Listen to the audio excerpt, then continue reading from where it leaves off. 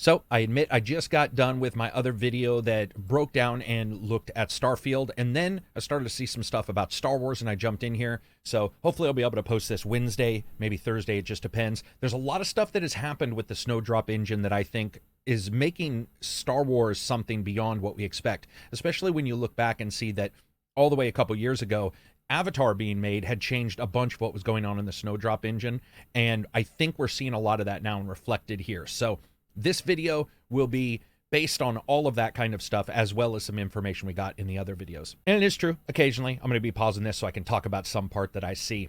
The texturing here is phenomenal. I also love the Revlon 1980s Miami Vice kind of haircut that she's gone, the helmet head.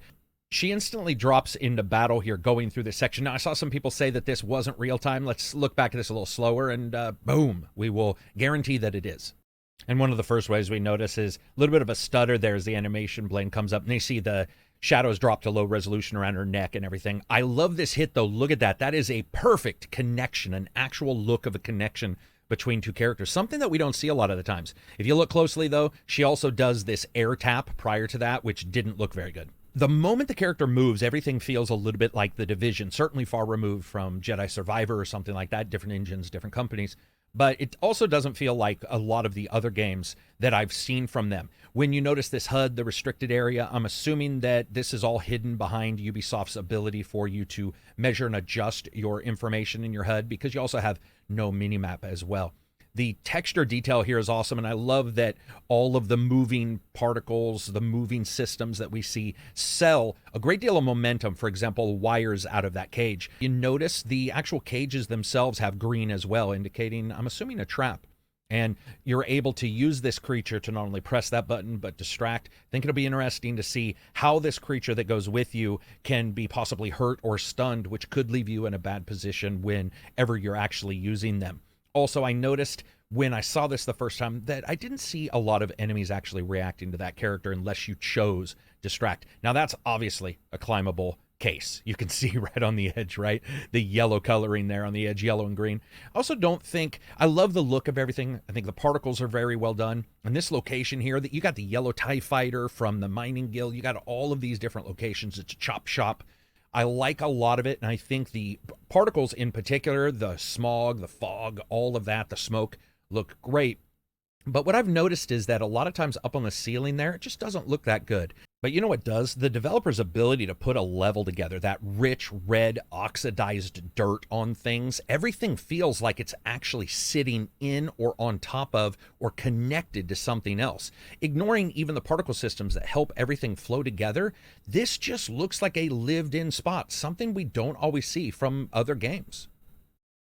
And then we get this moment. So this is the only second time I've seen it, but I love that you can see the Red Dead motif right away. Whipping out this gun, and you can also see that there's auto aim of some kind that's on, but they actually shoot very specific locations there. All of this is great. The impact for the character at the actual points that they get shot is phenomenal. And it lends actual weight to those hits. I also noticed no parkour button, which I found interesting. I liked the parts that came off. And then I saw these jars, and it's just like, boom, boom, boom. It was like the movie The Rock or something. They did a good job not only playing in this trailer, but just showing everything together. And when you see off to the left, the different items explode, the liquid physics come out, and then that double hit of the air overpressure from the explosions, that debris flying up right there, boom, boom. That is just phenomenal looking, and it gives you that feeling of a big-time action movie, which is, of course, what they wanted for the trailer, but also just looks friggin' awesome. I mean, no matter what, just Poltergeist. Sorry, I had to slow that back down. That surprised me. I don't know how I missed that before. I want to talk about this guy and the cinematic feel that you get this time when he turns the shield on and you see that overpressure from the shield and making that smog at his feet, that mist at his feet. And then you also see the light from all of the different locations filtering through that shield into the background. And as this character switches out to the different shot to overpower this weapon, you actually see all that light fade away. They just did a really good job with all of the effects and making everything feel like one bit. We're going to go back to real time, though. I was really surprised to see dynamic cover, but I wasn't surprised to see all of the excellent impact points, and the pushing in of the metal towards you gives you a very good feeling of violence. And I know they've made some changes even when they were talking about their changes that they were doing for Avatar 2 years ago. They've made a number of adjustments there. We also see what's a little bit for this presentation, some auto aim fighting, which is where you've got it on auto aim and it's going down towards the body. But still, phenomenal showcase for their lighting effects. Also, that weapon there is a replacement weapon that they got from Nyx they had to pick up. And if you will notice, that weapon is just a temporary one. That's why the ammo went away, where you have a cooldown for the other one. This is where it got sort of interesting. I know a lot of people were wondering what open world means. What is it going to mean for this game? And I'll walk you actually through a little bit of an averaging of a lot of the different gameplay systems to where we can guess that. By the way, bet you those plants are pickable just by the way they look. But a lot of the different problems that you see in this moment right here and in the flying around, you can tell this is real time. I love that you can damage your vehicle, and that'll matter here in a second. But if you look and you start to see there's an outpost there on your left, you start to see a lot of the problems with the shadows in the drawing. This reminds me a bit of Wildlands and the speed in which Wildlands played, especially if you were in the back 40 and you were flying around on a motorbike or in an Escalade taking out the drug cartels. You could see sort of the speed at which the game allowed you to travel and then make some guesstimates for how big the world was. But you could also identify if what you were seeing was real, and you certainly do. You also notice that there's really no NPCs moving around in the game world, and that's because the developers, most likely for this moment, have turned the NPCs travel off, and you'll actually see as we get very close, it's now turned on. And that's so that you could have that moment when you were escaping and have that feel like it was a big cinematic part without having people just driving around bumping into you in this trailer. Probably won't be like that in the original game or the game that we play, but if they want to, they could certainly adjust it. So let's go back and do that in slow motion. And one of the first hints that we really get is that the vehicle can be damaged. That's one of the reasons why it matters, is because if you look at that and you start to think, oh, if the ability for me to do an open world in this didn't really matter, they wouldn't worry about damaging the vehicle. And we can also see how much damage is done by the jump to indicate how many jumps would destroy the vehicle. Those are ways that you can sort of guesstimate how big the world is. Another way to do that is to see how they handle the distance between an enemy territory and the good guy base. So by simply looking at how far or how long it takes us to get from a mission area to what's considered to be a safe area, and then you do that a couple times, you can actually start to sort of get an idea of how big the world space is and what makes sense realistically, especially when we're flying along here on the back of these speeder bikes and starting to see how everybody fires. First of all, these guys can't shoot worth shit, but what we do notice is an outpost there. And again, the reason why I'm pointing these kind of things out is because we did have a lot of people wondering if these locations will be open, and they will be. So if you take the distance traveled and you also look at how many times the vehicle could, let's say, be damaged by hitting something or taking a long jump, and you look at your own health, you can usually identify pretty quickly how big a location will be. And that mission structure I told you about earlier. Now, you can't usually do it on just one place. You have to do it on a couple, take some information that you get from reading in the games. Also take information on how much you get paid for a job, because a lot of times games will pay you more if you end up having to kill more enemies or fly farther. The developers have talked about the jump in level of detail they were able to do by moving some adjustments for what they could deliver on a frame to the GPU from the CPU, something I wasn't aware that they were even having an issue with in the first place. But they were able to get a lot more levels of detail into the game by doing this. And when you look at what they put together, I love these kind of locations, the sort of the flags and bags locations and a lot of these desert bazaars with all of that movement. It really does speak to the power of the actual engine in delivering all this.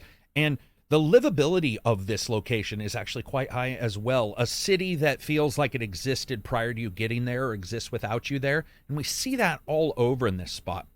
And if you add on top of that nature and its effects, those are the things that sell you. The ability for you to get the wind blowing through, the particulate that shows pollen or flowers, or this rolling along the ground of the different little rocks with their own shadows. That's pretty crazy. And the level of detail just continues to rise up. And as it does, it sort of sells the gamer even more and more. And that's something that I think personally, when you look at this game in particular, we see something that can be done, but also something that just looks really dynamic. And luckily, it's in a Star Wars game, which to me is the best part. So you'll notice that the NPCs in the city don't move in this first case. That's because they're most likely frozen, and they will unlock when the end of this cutscene occurs. Pretty normal. I love the light shutting behind you as that door shuts. Something that's subtle, but you notice it a couple times. This character's really cool that you meet. Got the Miami Vice rolled up cuffs, the restraining bolt, and then the big scar across his chest. And then we get this angry up angle to indicate when the guy says no droids, he's just sort of like doing him a favor by turning around. You get an immediate idea that this guy's a badass. He's so badass, he's wearing a jacket inside and he's a robot. Like there's no reason. I liked this entry because it sort of lets you notice the character in reverse. You see them go through that curtain of jewelry and you don't really think too much about it. You see the blue off of the character's eyes reflected, which I want to show you right now. I just love this spot glowing up there. That's such a wicked look. It is such a cool look coming off of that hologram. But anyway, you see that curtain and you see the character go through the curtain. You don't think much about it until you notice the main character here as you sit down, this crime lord. And the different design that they have is awesome. I've always felt that these aliens have that baleen whale kind of look to them. And to see that mimicked both on the shoulder pieces and on that high-necked collar is awesome. But you also see their jewelry. And you realize that all of that was in that curtain, and you sort of see this character in reverse. Your brain is sort of picking up these moments, these visual notations that you're picking up, and you start to see exactly what maybe this character likes just by really actually seeing it in reverse. Now, one thing that I didn't like about this cutscene, I just want to point this out, is the oddity of the character asking you to come here and turn in the bounty that you did, and the person from the Empire just sitting right there with them, which you just know is going to turn out bad. While watching this scene, we can also look at a couple things and use a couple different equations, I guess you would say, to figure out what's going on here. So as you turn this in a moment we're going to get paid, and I looked, and it's about $2,700. Now, if you identify what you did, which was killing some theft, driving back to this location, and turning these into a main character, and you got $2,500 for it, you can then actually use that as an idea for what you're going to be paid for main missions in the main game and what items within the game may cost you.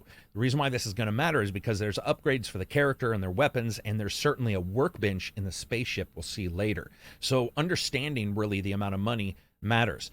But I didn't really know what to think of this bribe and don't bribe. The game pushes that you're going to have a lot of choice, but the idea here is a lose-lose situation, and this character here is trying to tell you, hey, don't panic or anything like that, but it's like they were the ones who put you here in the first place. So again, we're losing some of that information because we're just jumping into the cutscene. But that cutscene goes bad pretty much right away when the wanted sign goes out. Yeah, 2,500 credits is what we get paid. So you can figure right from there, just by sort of taking an itinerary of what you had to do, which was a couple killings and escaping. And you can, oh, there we go. NPCs are moving now. So that's just something that they did. That NPC that wasn't moving on the left suddenly is now. Again, another indicator, I think, of your fast travel are the ships flying around. So as I talked about earlier, you can sometimes guess what's going on by looking at different things. The money, the distance that you had to travel on the speeder bike from an enemy stronghold here. Again, use the workshop there, shows up. You also have the map screen here. But when we look at space, I think what we're going to have is a game where you have your planets that you go to, large open areas there, most likely maybe the size of something about the half size of perhaps Far Cry 5's map, because they are using some procedural generation for things.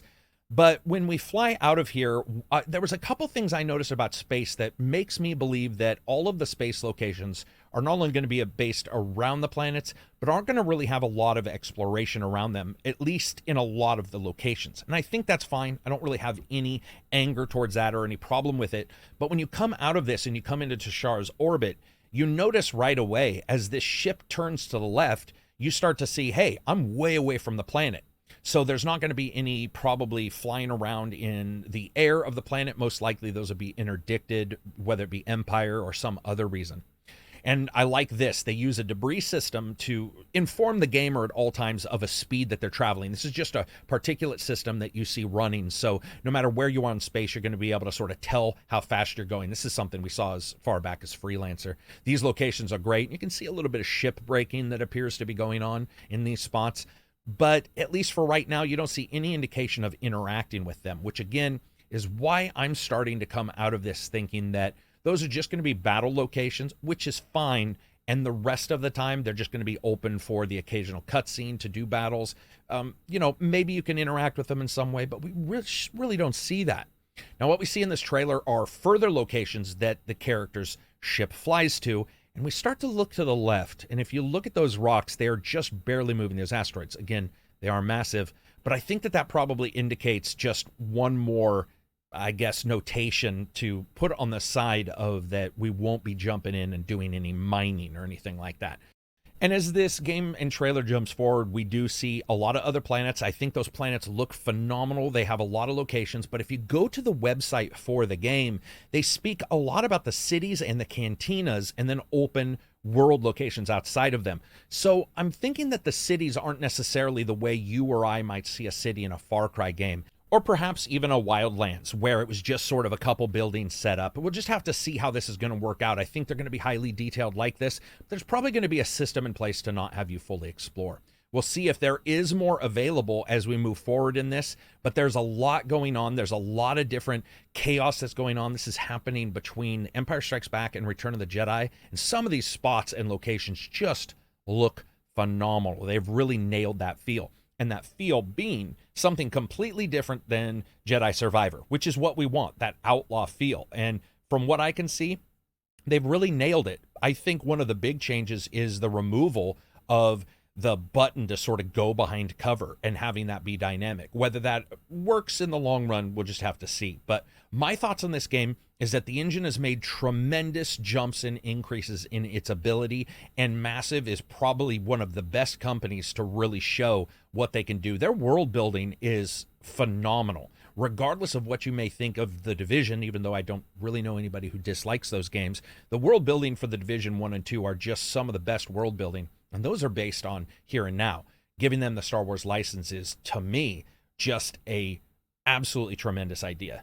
I just think that we should take all of this into account, look at what they've shown in the trailer, and sort of identify exactly what we think we may get from it before it blows out of proportion into something where it's like it's going to be 5 worlds, they're going to be fully explorable, completely like Starfield or something. It's going to be much more like Mass Effect. It has some Starfield kind of feelings to it in particular places, but I think it looks much closer to Jade Empire, or a Mass Effect, or a Dragon Age, which is more hub, even though, let's be honest, the hinterlands in Dragon Age Inquisition could have been its own friggin' MMO.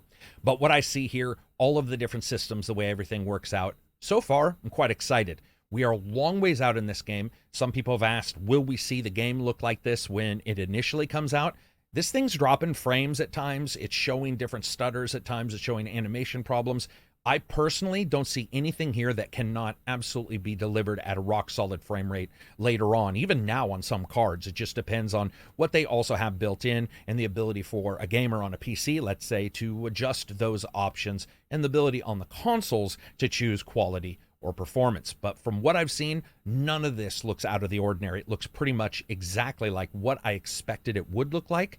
What's excited me is a lot of the world locations. And this is one of the things. If you want to be sort of surprised, I mean, just really keep your eyes open, don't be jaded, but go back and look at Wildlands or Breakpoint, less Breakpoint, more Wildlands.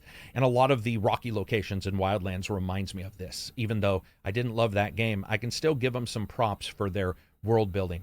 The big thing, of course, is going to be the NPCs and how that scheduling works, how the AI works. One of the things they talked about here recently when they were discussing Avatar is a huge change to their AI. The AI can now adjust to and track world states. So it's now able to track the world states, for example, of what time of day it is, where the hero is, the hero's renown and histories in the different cities. These are things I've talked about before. So you get a little less of that Skyrim, oh, I was a hero like you, but I took a shot in the knee, where that's repeated 1,000 times. Maybe the character won't respond to you depending on your reputation.